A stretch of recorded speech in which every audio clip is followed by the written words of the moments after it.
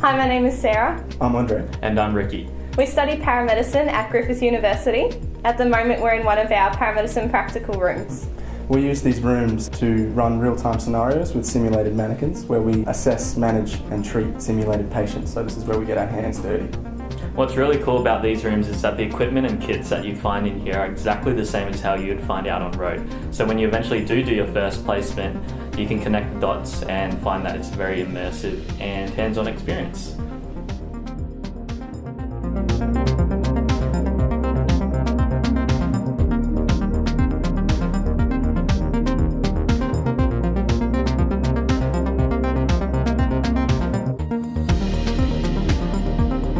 So Ricky and Sarah have just been running a cardiac arrest for about 20 minutes now.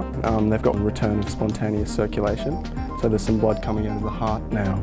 I am sort of adjusting the electrical rhythms that are going on in our patient's heart here, and the guys can see it on their monitor, as well as how fast that patient is breathing, their heart rate, their blood pressure.